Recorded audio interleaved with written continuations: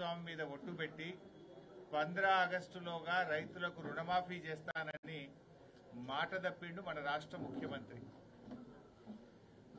మాట తప్పిండు. కానీ ఇవాళ మేము దేవుని దగ్గరికి పోయి, దేవుడా ఈ రాష్ట్ర ముఖ్యమంత్రి గారు నీ మీద ఒట్టు పెట్టి మాట తప్పిండు.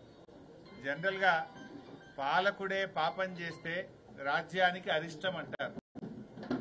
కానీ ఇక్కడ ఈ రాష్ట్ర ముఖ్యమంత్రి తెలంగాణ ప్రజల ఇలవేల్పైనటువంటి ఈ రాజరాజేశ్వర స్వామి మీద ఒట్టు పెట్టి మాట తప్పిండు. ఇప్పటికే రైతులు అకాల వర్షాల వల్ల పంటలకు మద్దతు ధర రాక చాలా ఇబ్బంది పడతా ఉన్నారు.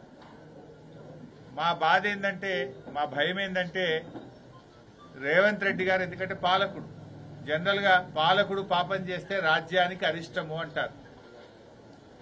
ఆ రేవంత్ రెడ్డి మీద కోపం కొద్దీ దేవుడు రైతులకు గాని ప్రజలకు గాని నష్టం చేయొద్దని, దేవుడా ఆ పాపాత్ముడు మా రాష్ట్ర ముఖ్యమంత్రిని క్షమించు, ఈ ప్రజల్ని కాపాడు, ఈ రైతుల్ని కాపాడని చెప్పి వేడుకున్నాం. ఎందుకంటే రైతులు చాలా బాధల్లో ఉన్నారు. ఇప్పటికే 25-30% ధాన్యం మద్దతు ధర రాక మార్కెట్లో తక్కువ ధరకే మిల్లర్లకు దళార్లకు అమ్ముకున్నారు. ధాన్యం దళార్ల పాలైపోయింది. 1800-1900కే అమ్ముకున్నారు. గతంలో మా గంగుల కమలాకర్ అన్న సివిల్ సప్లైస్ మినిస్టర్ ఉన్నప్పుడు కేసీఆర్ గారి నాయకత్వంలో చివరి గింజ దాకా కూడా వడ్లు కొన్న ప్రభుత్వం బీఆర్ఎస్ ప్రభుత్వం, కేసీఆర్ గారి ప్రభుత్వం. కానీ ఈ రాష్ట్రంలో పాలన చేతగాక ఈ ప్రభుత్వం బోనస్ అన్నారు, బోనస్ అయితే దిక్కే లేదు. మన ముఖ్యమంత్రి గారు మహారాష్ట్ర పోయి చాలా గొప్పగా చెప్పిండు, వడ్లకు బోనస్ ఇస్తున్నాం మా రాష్ట్రంలో అన్నాడు. నిజంగా బోనస్ వస్తుందా? మహారాష్ట్రలోనేమో వడ్లకు బోనస్ అన్నాడు, ఎలక్షన్ల ముందేమో అన్ని పంటలకు బోనస్ అన్నారు కాంగ్రెస్ పార్టీ నాయకులు. ఎన్నికలు అయిపోయిన తర్వాత సన్నాలకే బోనస్ అని సన్నాయి రాగాలు తీసిండ్రు. కానీ పోనీ ఆ సన్నాల కన్నా సరిగా వస్తుందా అంటే దానికి కూడా ఇప్పటి వరకు పోయినటువంటి పరిస్థితి లేదు. అంటే రాష్ట్ర ప్రజల్ని, రైతుల్ని కాంగ్రెస్ ప్రభుత్వం మోసం చేసింది. అందువల్ల రాజరాజేశ్వర స్వామి మేము వేడుకున్నాం, దేవుడా ఈ ప్రజల్ని కాపాడు, ఈ రైతుల్ని కాపాడు, రైతులకు మద్దతు ధర వచ్చేటట్టు చూడు, ఈ ముఖ్యమంత్రికి జ్ఞానోదయం చేయి, ఈ రాష్ట్ర ప్రజల్ని అందరినీ చల్లగా చూడమని చెప్పి రాజరాజేశ్వర స్వామిని ఇవాళ వేడుకోవడం జరిగింది. ఎందుకంటే ఇప్పటికే రైతులు చాలా నష్టపోతున్నారు. రేపు యాసంగి పంటలు కూడా మళ్ళా వడగళ్ల వానలు లేకుండా, అకాల వర్షాలు లేకుండా రైతులకు మేలు జరగాలని చెప్పి ఆ రైతుల్ని కాపాడమని మేము దేవుణ్ణి ప్రార్థించాం. వానకాలం రైతు బంధు అయితే ఎగ్గొట్టిండు.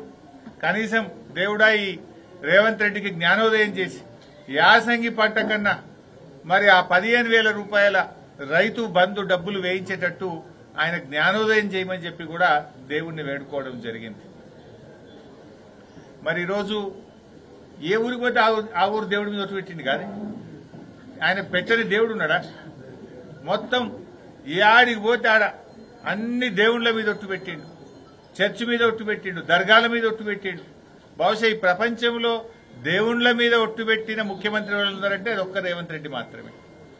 జనరల్ గా మనకెవరికైనా దేవుడు అంటే భక్తి ఉంటది, భయం ఉంటది, దేవుడు అంటే ప్రేమ ఉంటది, దేవుడు అంటే విశ్వాసం ఉంటది, నమ్మకం ఉంటది. కానీ మరి రేవంత్ రెడ్డికి ఏది లేదా నాకు అనుమానం వస్తుంది. ఎక్కడ నువ్వు కనీసం ఒట్టు పెట్టినందుకన్నా చేయాల్సి ఉండే. నువ్వు చాలా చెప్పినావు ఎలక్షన్ల ముంగట, 6 గ్యారంటీలు అన్నావు, 13 హామీలు అన్నావు, 100 రోజుల్లో అమలు చేస్తా అన్నావు, బాండ్ పేపర్ల మీద రాసిచ్చినావు. సరే అవి ఎలాగూ మోసం చేసినావు, ఎగబెట్టినావు. కనీసం దేవుళ్ల మీద ఒట్టు పెట్టినందుకన్నా 15 ఆగస్టుకు రుణమాఫీ చేస్తాడేమో అనుకున్నాం. కానీ అది కూడా చేయలేదు. ఈయన అన్నాడు 2 లక్షల పైన ఉన్నోళ్ళు డబ్బులు కట్టండి నేను వేసేస్తా అన్నాడు. చాలా మంది ఈయన మాటలు నమ్మి అప్పులు తెచ్చిన 3 రూపాయల మిత్తికి 2 రూపాయల మిత్తికి తెచ్చి అప్పులు తెచ్చి డబ్బులు కడితే వాళ్ళకు కూడా పట్టలేవు. అయినా నేను అడుగుతున్నా, 2 లక్షల పైన ఉన్న వాళ్ళు ఎందుకు డబ్బు కట్టాలి? ఏం దా నిబంధన? ఎందుకోసం ఆ నిబంధన పెడుతున్నావు అంటే చాలా మందికి ఎగబెడదామని. ఎవరికైనా అప్పు పుట్టకపోతే కట్టకపోతే వాళ్ళకి ఎగబెడదామని చెప్పి నువ్వు కుట్ర చేస్తున్నావు. నువ్వు చేస్తానన్న 2 లక్షలు సీదా మాఫీ చేయి. 2 లక్షల లోపలను కట్టయ్యనువి 2 లక్షల పైన కట్టాలనే నిబంధన ఎందుకు పెట్టినావు? నీ జీవోలో ఉన్నది ఆ నిబంధన? ఏ రూల్ ప్రకారం 2 లక్షల పైన డబ్బులు కట్టాలంటున్నావు? ఏం అవసరం, కట్టాల్సిన అవసరం ఏముంది? నువ్వు చేస్తానన్న మాఫీ ఏదో వెంటనే చెయ్యి. నువ్వు ఆలస్యం చేయడం వల్ల వడ్డీల భారం పెరుగుతుంది రైతుల మీద. ఇలా 2 లక్షల పైన నువ్వు మాఫీ చేయకపోవడం వల్ల మిత్తి పెరుగుతా ఉంది బ్యాంకులల్లో. నువ్వు చేసే తప్పుకు రైతులకు శిక్ష ఎందుకు? రైతులెందుకు వడ్డీ భారం భరించాలి? ఇప్పటికే నువ్వు చేసిన 2 లక్షల లోపు రుణమాఫీ కూడా అసంపూర్తిగానే చేసినావు. వడ్డీలంతా రైతులే కట్టింది. నువ్వు 9 డిసెంబర్ నాడు చేస్తా అని ఆలస్యంగా చేయడం వల్ల వడ్డీల భారం రైతుల మీద పడ్డది. చేసిన రుణమాఫీ కూడా పూర్తిగా చేయలే, పాక్షికంగానే చేసినావు. ఇప్పటికి కూడా 2 లక్షల లోపు లక్షలాది మంది రైతులకు రుణమాఫీ కాలేదు. ఇవాళ ఆధార్ కార్డు తప్పుపడ్డదనో, రేషన్ కార్డులో ఒకరికే రుణమాఫీ అనో, లేకపోతే నీకు పెళ్లి కాలేదనో, నీకు పిల్లనియ్యలేదనో, రకరకాల 31 రకాల కుంటి సాకులు పెట్టి ఇవాళ సగానికి పైగా రైతు రుణమాఫీ జరగలేదు. పైగా నువ్వేదో అయిపోయింది అంటున్నావు. ఇప్పటికైనా దేవుడి మీద ప్రమాణం చేసినావు గనక తక్షణమే రైతులకు రుణమాఫీ చేసి భక్తుల విశ్వాసం కాపాడు. దేవుడు దగ్గరికి వచ్చి చెంపలేసుకొని తప్పైంది దేవుడా, నేను పాపం చేసినా నన్ను క్షమించని ఆ దేవుణ్ణి వేడుకో. రైతులకు పూర్తి స్థాయిగా రుణమాఫీ చేయాలని చెప్పి బీఆర్ఎస్ పార్టీ పక్షాన మేము డిమాండ్ చేస్తా ఉన్నాం. నిన్న ముఖ్యమంత్రి గారు మాట్లాడుతూ కేసీఆర్ గారి పైన మాట్లాడినారు. అసలు కేసీఆర్ గారి మీద మాట్లాడే నైతికతనే నీకు లేదు. కేసీఆర్ గారు లేని తెలంగాణ ఉద్యమం లేదు. కేసీఆర్ గారు లేకపోతే తెలంగాణ రాష్ట్రం లేదు. తెలంగాణ రాష్ట్రం లేకపోతే నువ్వు పీసీసీ అధ్యక్షుడివి కావు, ఈ రాష్ట్రానికి ముఖ్యమంత్రి కావు. అది కేసీఆర్ గారి దయ వల్ల నీకు ఇవాళ ఈ అవకాశం వచ్చింది. నువ్వు కేసీఆర్ గారి మీద నోరు బారేసుకుంటున్నావు.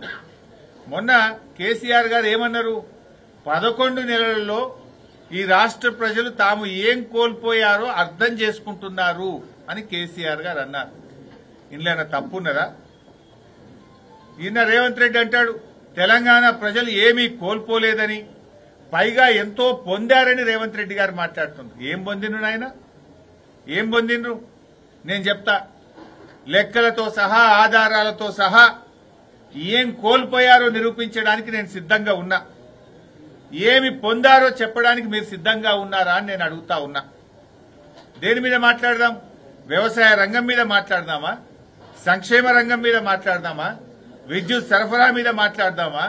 సాగునీటిపైన మాట్లాడదామా? త్రాగునీటిపై మాట్లాడదామా? విద్యపై మాట్లాడదామా? ఆరోగ్యంపై మాట్లాడదామా? అప్పుల మీద మాట్లాడదామా? ఏ టాపిక్ మీద మాట్లాడదామో నేను చర్చకు సిద్ధం. ఎక్కడ మాట్లాడదాం, ఎప్పుడు మాట్లాడదామో చెప్పు. ఏ రంగం పోయినా చెప్తారు కదా. ఈ దవాఖానాలలో పోతే మందులు లేవు, కేసీఆర్ కిట్ బంద్ అయింది, న్యూట్రిషన్ కిట్ బంద్ అయింది, ఎక్స్పైర్డ్ గోళీలు ఇస్తున్నారు మీరు దవాఖానాలలో పోతే. వ్యవసాయ రంగంలో పోతే కేసీఆర్ ఉండంగా ఇచ్చిన రైతు బంధు బంద్ అయిపోయింది. అయిందా లేదా? కరెంటు రంగం చూస్తే రైతులకు మున్పట్లాగా కరెంటు వస్తలేదు. కాలిపోయే మోటార్లు, పేలిపోయే ట్రాన్స్ఫార్మర్లు, మళ్ళా వచ్చిరాని కరెంటుతో రైతులు గోసలు పడతా ఉన్నారు. మంచినీళ్లు కేసీఆర్ ఉండగా మిషన్ భగీరథ నీళ్లు ప్రతిరోజు వచ్చినాయి. ఇప్పుడు ఆ నీళ్లు కూడా కొన్ని గ్రామాలకు రాని పరిస్థితి. త్రాగునీటి కోసం కూడా ప్రజలు ఇబ్బంది పడుతున్న పరిస్థితి. విద్య మీద మాట్లాడదామా? ఇవాళ కూడా నాగర్ కర్నూలు జిల్లాలో ఈ పురుగులన్నం మేం తినమని అన్నం కూడా ఎత్తుకొని వచ్చి హైవే మీద కూర్చున్నారు విద్యార్థులు. ప్రతిరోజు ఎక్కడో ఒక దగ్గర విద్యార్థులు రోడ్ల మీద కూర్చుంటున్న పరిస్థితి. ఒక ఆదిలాబాద్ జిల్లాలో 92 మంది విద్యార్థులు ఆ విష ఆహారం తిని ఆసుపత్రుల పాలైనరు. 2 పిల్లలు విష జ్వరాలతో చనిపోయిన పరిస్థితి. రేవంత్ రెడ్డి గారు వచ్చినాక 36 మంది విద్యార్థులు ఈ రాష్ట్రంలో గురుకుల విద్యార్థులు చనిపోయినారు. యావరేజ్ గా నెలకు 3 పిల్లలు పొట్టన పెట్టుకున్నటువంటి చరిత్ర కాంగ్రెస్ పార్టీ. మరి ఏం కోల్పోలేదని ముఖ్యమంత్రి గారు మాట్లాడుతుంటాడు. ఏం కోల్పోలేదు? కేసీఆర్ ఉండగా కరోనా ఉన్నా, కరోనా కష్టకాలంలో కూడా 11 విడతల్లో 72,815 కోట్ల రూపాయలు రైతు బంధు కింద కేసీఆర్ ఇచ్చిండు. నువ్వు వచ్చిన తర్వాత ఈ రాష్ట్రంలోని రైతులు రైతు బంధును కోల్పోయారు. నువ్వు వచ్చిన తర్వాత డెలివరీకి పోయిన ఆడబిడ్డలు కేసీఆర్ కిట్టును 13,000 రూపాయలను కోల్పోయిండ్రు. నువ్వు వచ్చిన తర్వాత బతుకమ్మ పండుగకు తప్పకుండా వచ్చే కొత్త చీరలు ఇవాళ ఈ రాష్ట్ర ప్రజలు కోల్పోయారు. ఇవాళ ఎప్పుడు చరిత్రలో లేని విధంగా పోలీసుల కుటుంబాలను పోలీసులే తమ పిల్లల్ని తమ భార్య పిల్లల్ని కొట్టించి వాళ్ళని అరెస్ట్ చేసి ఇవాళ వాళ్ళ జీవితాన్ని రోడ్డు మీదకి తెచ్చినావు. నువ్వు కోల్పోయింది ఏంది? మా సిరిసిల్లలో బంగారమోలే కేటీఆర్ గారి నాయకత్వంలో సిరిసిల్ల వేములవాడ ప్రాంత చేనేత కార్మికులు అద్భుతంగా ఆనందంగా జీవిస్తే నేతన్నల్ని మళ్లీ ఆత్మహత్యల పాలు చేస్తా ఉన్నావు. నువ్వు రైతులను రోడ్ల మీదకి తెచ్చినావు. ఆనాడు కేసీఆర్ ఉండగా మా గంగుల కమలాకర్ నాయకత్వంలో వడ్లు కొంటే ఇవాళ మద్దతు ధర రాకుండా రైతులను రోడ్ల మీదకి తెచ్చినావు. మద్దతు ధర ఈరోజు రైతులు కోల్పోయిన పరిస్థితి వచ్చింది. అశోక్ నగర్ లో నిరుద్యోగ యువత ఏమైంది 2 లక్షల ఉద్యోగాలని నిన్ను ప్రశ్నిస్తే వాళ్ళ వీపులు కమిలిపోయేటట్టు కొట్టించినావు. అశోక్ నగర్ లో నిరుద్యోగ యువతను రోడ్ల మీదకి తెచ్చి ఇవాళ వాళ్ళను కూడా మోసం చేసినావు. పాలమూరు ప్రాజెక్టు పనులు ఆగిపోయినాయి. గురుకులాలకు జ్వరం వచ్చింది. గురుకుల పిల్లలు మంచిగా చదువుకోవాల్సిన తరగతి గదుల్లో ఉండాల్సిన పిల్లల్ని ఆసుపత్రుల పాలు చేసినావు. పిల్లల బతుకులాగం చేసినావు. దళితులకు దళిత బంధు కోల్పోయారు. బీసీలు బీసీ బంధు కోల్పోయారు. గొల్ల కుర్మలు గొర్రెల్ని కోల్పోయారు. మత్స్యకారులు ఉచిత చేప పిల్లల్ని కోల్పోయారు. ఉద్యోగస్తులు డిఏలను బకాయిలను నువ్వు ఇయ్యకపోవడం వల్ల పెరగాల్సిన వేతనాలు కోల్పోయారు. రిటైర్డ్ ఉద్యోగులు రిటైర్మెంట్ అయిన తర్వాత రావాల్సిన వారి బెనిఫిట్స్ ను కోల్పోయారు. హైడ్రా పేరిట ఎంతో మంది తమ ఇండ్లను కోల్పోయారు. రియల్ ఎస్టేట్ డౌన్ అయిపోయి లక్షలాది మంది ఉపాధిని కోల్పోయారు. జర్నలిస్టులు ప్రశ్నించే హక్కును కోల్పోయారు.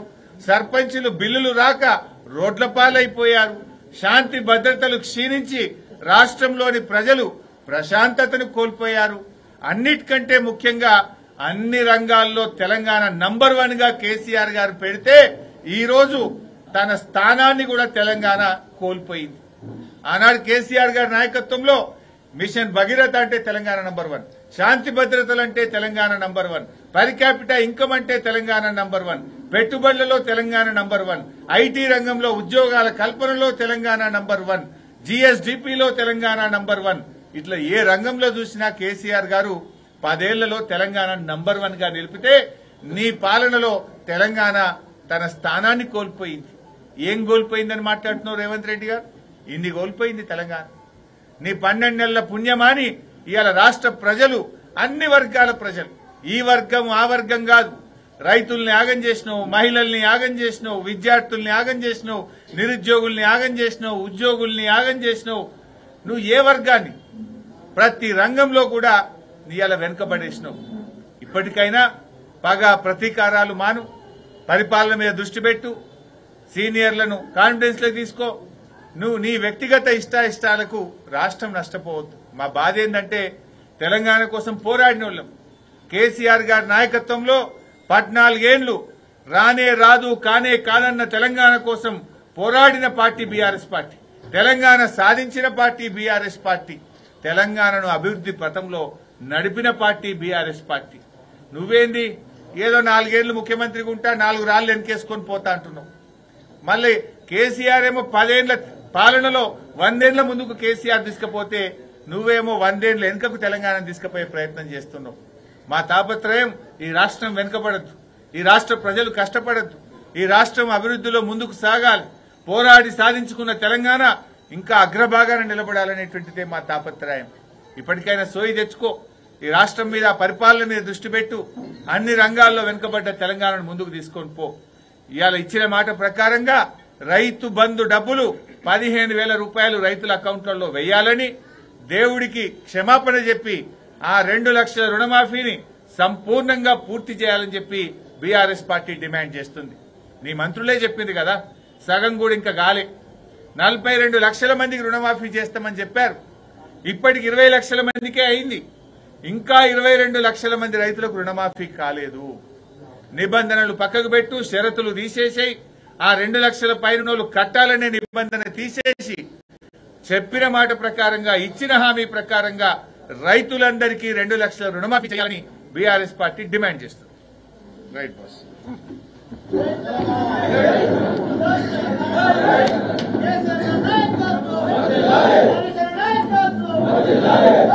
చేస్తానని మాట తప్పిండు మన రాష్ట్ర ముఖ్యమంత్రి మాట తప్పిండు. కానీ ఇవాళ మేము దేవుని దగ్గరికి పోయి దేవుడా ఈ